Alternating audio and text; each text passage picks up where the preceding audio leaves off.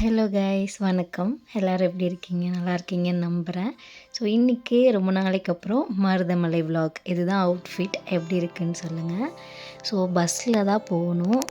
அம்மாவும் என் கூட வந்து ஜாயின் பண்ணுறாங்க. ஊர்லேருந்து வந்திருக்காங்க. ஸோ டைரெக்டாக நம்ம இங்கேருந்து அங்கே போயிட்டு அம்மாவை மீட் பண்ணலாம். ஃபைனலி அவங்கள மீட் பண்ணியாச்சு. அப்புறம் நாங்கள் ஒரு வழியாக மருதமலையும் ரீச் பண்ணிட்டோம். ஸோ கோயம்புத்தூரில் மார்னிங் கொஞ்சம் டிராஃபிக் கம்மி தான்.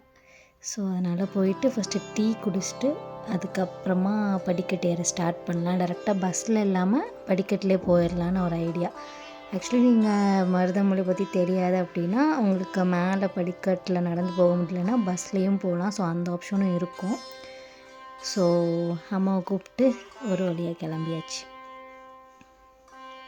அம்மா ஊர்லேருந்து வந்து அப்படியே வந்தாங்களா. ஸோ அந்த பேக் எல்லாமே அப்படியே தான் இது பண்ணிட்டு தான் போனோம். மாற்றி மாற்றி 2 பேரும் சுமந்துட்டு தான் மேலே போனோம்.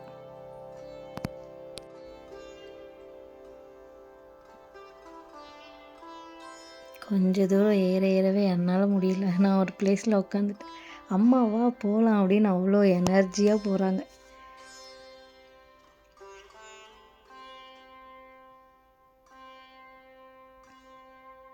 ஸோ நீங்கள் கோயம்புத்தூரில் இருக்கீங்கன்னா இதை பற்றி உங்களுக்கு தெரிஞ்சிருக்கும்.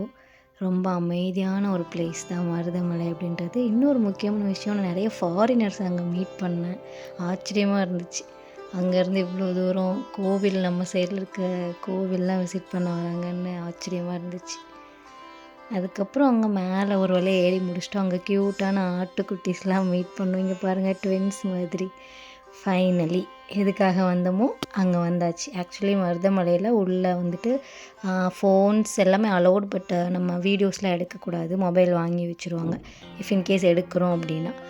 ஸோ உள்ளே எதுவும் எடுக்க முடியல சாமியை. செம்ம கூட்டம். வெயிட் பண்ணி அதுக்கப்புறமா நார்மல் டிக்கெட்டில் தான் போனோம். பார்த்தோம் ஸ்பெஷல் டிக்கெட் எவ்வளோ அப்படின்னு சொல்லிட்டு 180 இந்த மாதிரி டிஃபர் ஆச்சு. ஸோ வேணாம், நார்மலாகவே எவ்வளோ கூட்டம் இருந்தாலும் வெயிட் பண்ணி பார்த்துட்டே போயிடலான்னு ஒரு வழியாக பார்த்தாச்சு. அங்கே வந்து பாம்பாட்டி சித்தர்னு சொல்லி ஒரு யூனிக்கான ஒரு டெம்பிள், இன்னும் கொஞ்சம் கூட கீழே அடியில் போகணும். ஸோ அங்கே இறங்கி போனோம். போயிட்டு அங்கே மீட் பண்ணிவிட்டு மருதமலையில் பிரசாதம் வந்துட்டு நமக்கு தரமாட்டாங்க. நம்ம தான் வந்துட்டு அமௌண்ட் பே பண்ணி வாங்கணும். 20 ருபீஸ் 30 ருபீஸ்னு. ஸோ புளியோதரை வச்சுருந்தாங்க 20. அதை வாங்கி சாப்பிட்டு அம்மா எனக்கு ரொம்ப நாளுக்கு அப்புறமா அதை இந்த மாதிரி உருண்டை பிடிச்சி ஊட்டி விட்டாங்க. ரொம்ப ஹாப்பியாக இருந்துச்சு. அதுக்கப்புறம் கீழே கொஞ்சம் தள்ளி வந்து பார்த்தா லைக் ஜீரா ரைஸ் வந்து ஃப்ரீயாக கொடுத்தாங்க.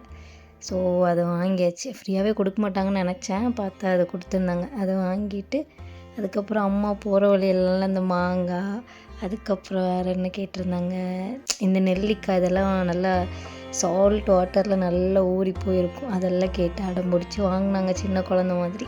அதுக்கப்புறம் ஓகே சாப்பிடட்டும் அப்படின்னு சொல்லி அவங்க கூட நானும் அப்படியே என்ஜாய் பண்ணிவிட்டு சாப்பிட்டு 90s கிட்ஸ் சாக்லேட்ஸ் எல்லாம் அங்கே நிறைய இருக்கும். ஸோ நான் 2K கிட்ஸ் தான். ஆனால் எனக்கு வந்துட்டு 90s கிட்ஸ் முட்டையெல்லாம் நான் வளர்கிற ஸ்டேஜில் பார்த்து வாங்கி சாப்பிட்ருக்கேன். ரொம்ப எனக்கு பிடிக்கும் அந்த சாக்லேட்ஸ் தான். அந்த மாதிரிலாம் வாங்கணுன்னு இருந்திங்கன்னா கண்டிப்பாக மருதமலை விசிட் பண்ணுங்கள்.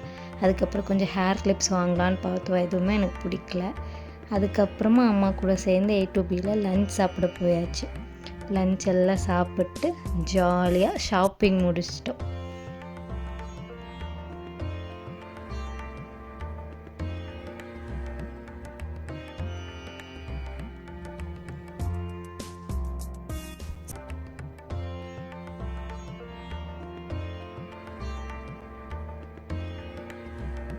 ஷாப்பிங்கும் முடிச்சுட்டு ஹாப்பியாக ஹாஸ்டல் வந்துட்டேன்.